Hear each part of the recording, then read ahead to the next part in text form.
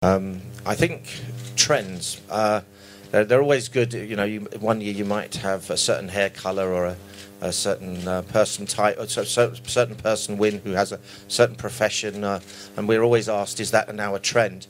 There is only one trend, I think, and that's been taking place over the last 15 to 20 years, is the quality of the young women that take part in Miss World, and what they stand for and what they represent. If you were to look at the majority of contestants are students, and the largest single, I think, student body in Miss World this year were medical students. So I think that puts, and of course, a medical student has won. And a medical student was in 4th place as well. I mean, we're talking about 4th, 5th year medical students. So it's not the hair colour really that we're noticing the difference with. It's the mind, and it's the passion that they have.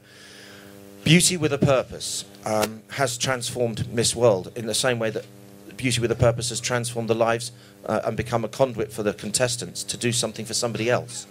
And in many countries now, it's actually a condition of entry. Your entry is your beauty with a purpose. So you have to show that you're using your talents and your abilities and what God has given you to help somebody else. And that is what we want to see. And this is why I think, in particular with the medical profession, I mean, you can't have a more giving person than Raeleen and her family and what they give to their communities. And I think it's very typical of medical people. I'm sure it is here. They give selflessly to save people's lives. And you cannot have a better role model or a better Miss World than that. And, you know, that for me is the trend, rather than the hair colour.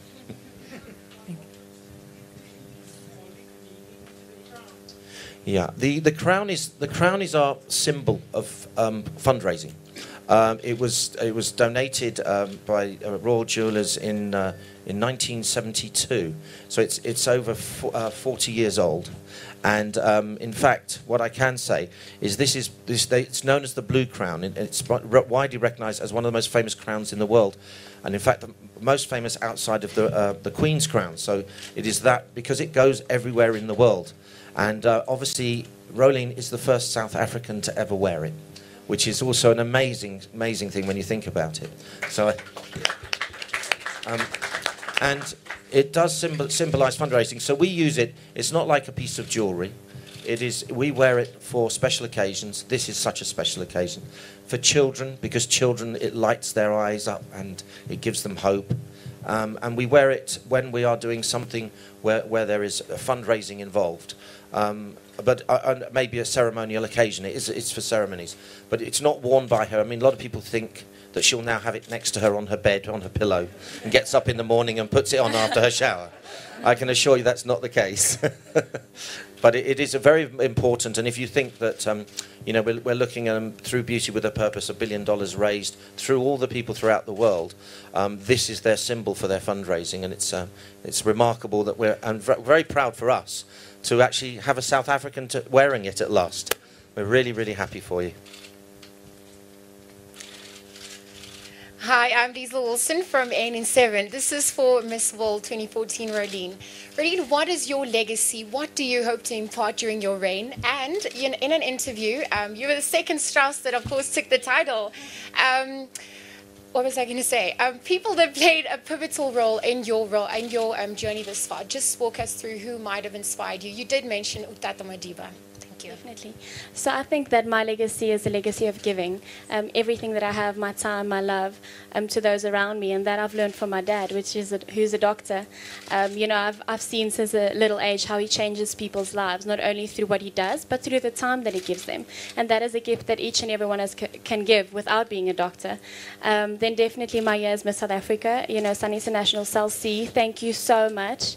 You've meant the world to me and my family, and you know, people that stood behind me even before I was anything. Not that I'm anything now, but Casper, who made my dresses, Ulrich, Werner, who's helped me. You know, I have so many people that helped me.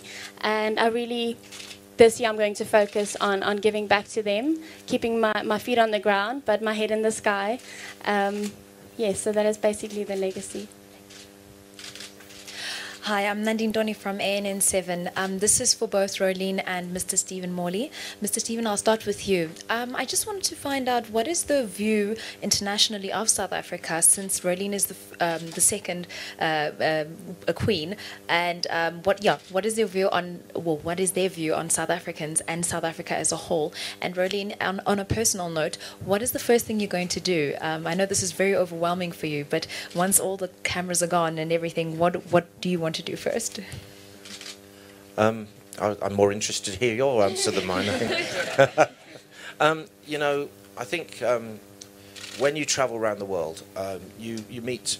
I think people when they first meet you as a person, they form an opinion on you. I think it's very difficult for somebody to say, I've got an opinion of a country. I can only give you my opinion, which is that South Africa to me is a country which inspires me, and I think that when you consider the problems and that South Africa had to go through to reach this stage today, it is remarkable. I mean, I know that you may have problems, and you might one day say, oh, we've got up this high and it's gone down 2 steps and we've got up this high, but that's life, isn't it? Life is you've got to keep going forward, otherwise what other direction can you go but backwards? So, and I think that this is why South Africa is such a great country, because despite all the knocks, despite everything that happens to it, every day it's going forward. And that's the message, I think, that's the message I would give about South Africa. And I think that you have a Miss World now. You have a very, very privileged position, because she will travel to many countries and she will be speaking on national television. She'll be speaking with presidents, with leaders, with youth leaders, and she will give an impression of South Africa. And I think you can all guess how good that will be. This is a remarkable woman, and she can communicate in a way that I've rarely seen, and this will be the channel for South Africa going forward, because this young lady will inspire the world, and they will believe whatever she tells them, because I believe whatever she tells me. Thank you, Steve. I would definitely say the first thing that I would do is spend time with my loved ones, as they are the ones who helped me to where I am today. So spending time at home, I'm actually traveling to Volkshuis home tomorrow, spending time with them, because that's where I grew up, and they've supported me since I was a little girl in all of my dreams. So that's the first thing that I'd love to do. Sorry? Yes. Sorry. Malife from Drum Magazine. I wanted to find out, Raeleen, when you answered your question, when they asked you why should you be Miss World, it was an impressive answer. But as they were asking the question to other contestants, what was going through your mind, and how did you come to that answer? I would say that it was very easy for me, because being there, you obviously have to know why you want to win and why you think you have a chance to win.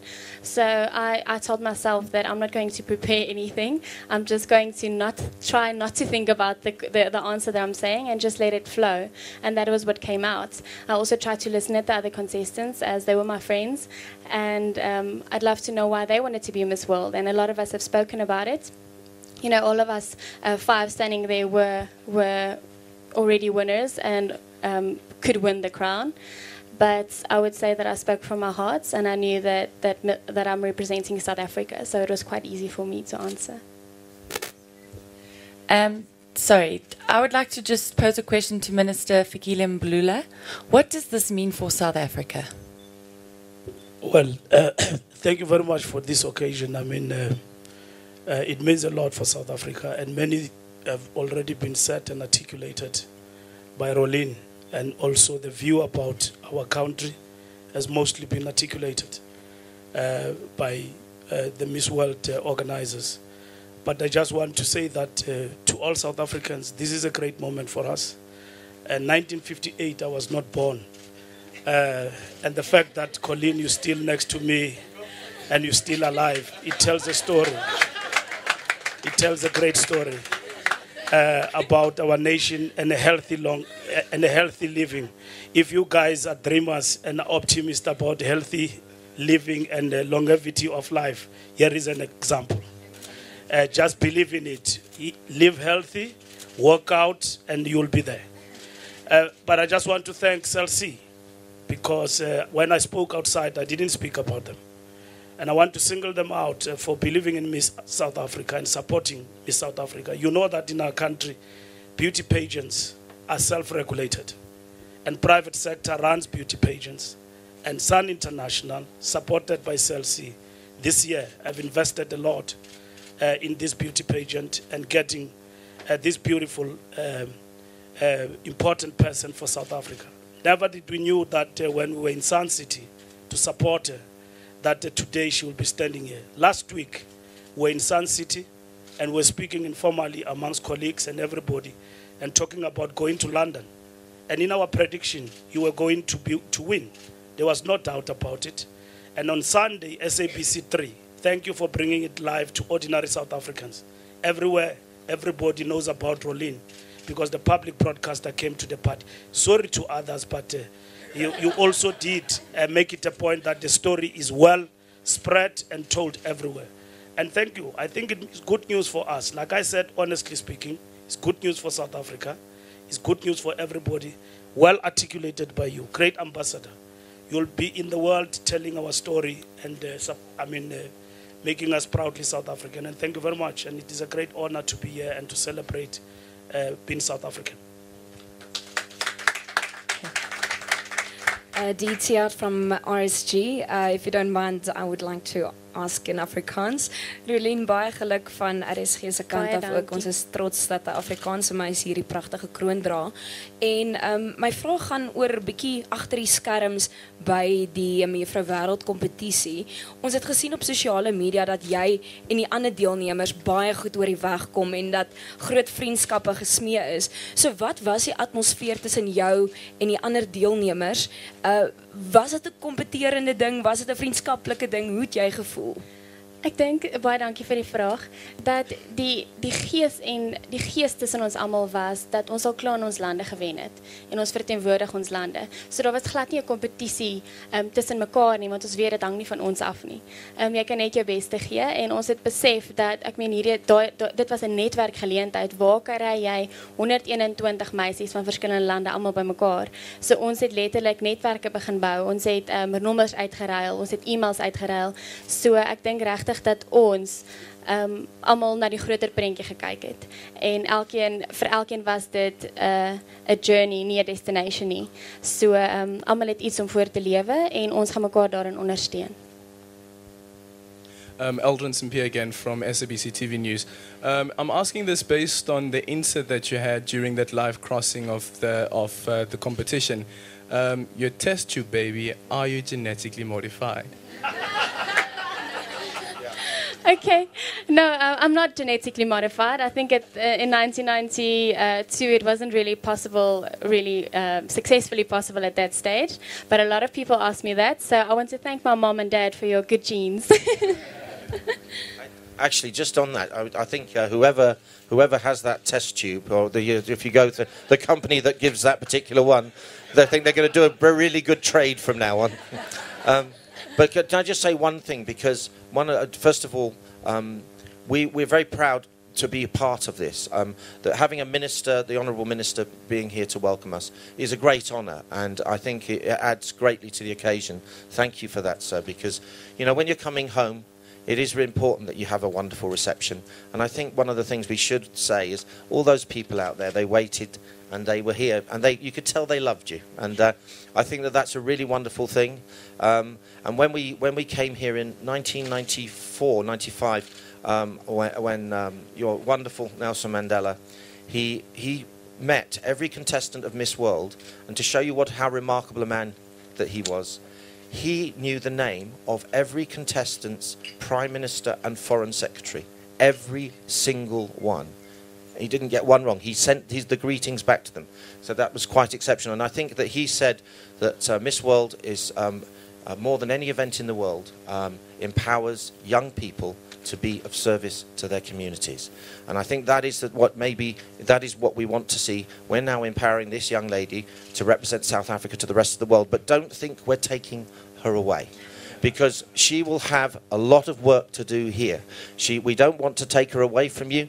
We want her to have as big a role in South Africa as she possibly can, and to do whatever we can to help with your communities and with your projects. That's what we're here for. We're not here because some people, there was some sadness. We're not, I promise, taking this lady away from you. Have no fear and no more tears. She's coming here to stay with you and to support you. Sorry. Tiamo here. Yeah, please stand up. All right. Tiamo Ndlovu from Leader Say. Raeleen, obviously you got to interact with a lot of the contestants there from other countries, and you got to learn more about their countries and about their cultures. Is there anything that really stood out for you about, the policies or cultures or some of the customs that your fellow contestants have told you about? Yes, I think the one thing that all of us realized, and including myself, is that our countries have so much more potential than we think. You tell people about the stories in your country, I'll tell them about Nelson Mandela, our story, and they're amazed by it. They can't wait to come visit South Africa, and that happened to each and every contestant. So it was so lovely to get together and actually realize how much potential each of our countries has. So I'd love to go visit as many countries as I can, to go see what they have. And I think the one thing that I also like to say is my regards to Miss Honduras. I think you all know that Miss Honduras and her sister passed away very, very shortly before Miss World. So we didn't have the chance to get to know her and her country, and we're actually going back to Honduras very soon. I have 3 questions for Penny. The first one is that since 1958, and I know this is a very broad one, but how has being Miss World impacted on your life? What difference has it made? Well, to start off with, in 1958, we had no television. So, people didn't get to know about me as much as the present Miss World does. And I think it's been the most amazing journey, really, because I have enjoyed 56 years of wonderful glory as having been Miss World. And many doors opened up for me. I mean, 40 years after I'd won the competition, or shall I say, start from when television came into being in 1975, I went back into the commercial world and I managed to do a few, TV commercials. And I got back into the speaker's platform, and it's just has been a continuous journey. And I would particularly like today to thank Sun International and SABC for giving me this opportunity of being here today in this very exciting moment of welcoming this beautiful, beautiful woman, Raeleen, back to South Africa.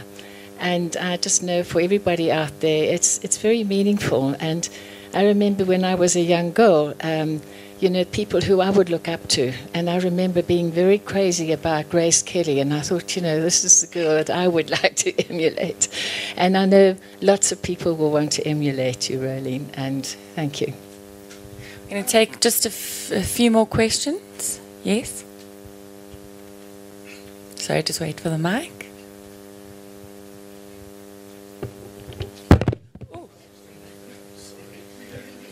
See, you're making everyone nervous, Raeleen.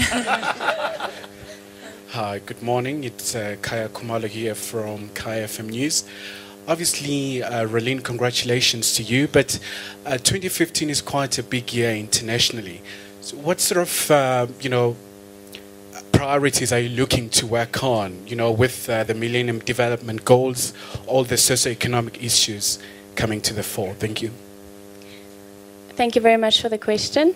I would definitely, like I said, plant back into my own country and in South Africa, especially health and education, because those are my 2 passions, but also that which is the Miss World organization is passionate about. So I'm going to give over to Steve as he has a bit more information regarding that. First of all, every Miss World is different, and we gear the year. We have certain things we do which we repeat every year, but we try and understand the person that's won first and see what their interests are and what their passions are. So you will see a different approach to this year than to last year's Miss World from the Philippines. And obviously we're very interested in the projects that Raeleen's been championing, and we want to focus on those. At the same time, I can tell you that her first overseas trip will be in January, where she will first of all be going to Hong Kong, China, Philippines, and she'll go to, on that particular visit, she then goes to Hong Kong, Philippines, and then she'll be coming through India. So she'll be going to Hong Kong, Philippines, China, and India on her first trip in January. And then she will be traveling in February. She'll be going to Caribbean countries and to South America. And then in March, she will be traveling down to Indonesia and Australia. This is just the first part of her year. We send her back, so she keeps flying through here. But she's also going to be the first Miss World, I think, to go to Argentina, and we're going to be, and we're first Miss World to go to Fiji as well. So there's lots of visits that are planned, and in each one of the countries, there's a Beauty with a Purpose project. And this is why it's very interesting, because not only will she be championing the things that she's been wanting to in terms of health issues, but she'll be travelling to these countries and hearing about the projects they have. And every young lady, I'm sure if you read the Beauty with a Purpose part of the Miss World website, every young lady has got a different project. So she'll be doing many different things. In terms of supporting things in South Africa, I think we will talk with both the government here to see if there's any help that we can give, and anything that we can do here to help South Africa. And to Sun International, I've got to say, you've never seen a more dedicated license holder. They've been our license holder for so many years. And there's a young lady there, Wendy Futcher, who I'd like to recognise if she could stand up, because she has been the inspiration for this happening. And, you know, she's waited all this time. So, Wendy, congratulations. It really is. And it's a family. The Miss World is a family. And this is why this long-serving member of our family, we're so delighted now has a Miss World. Thank you very much, Stephen. Okay. Hi there, my name is Emily and I'm from Eyewitness News.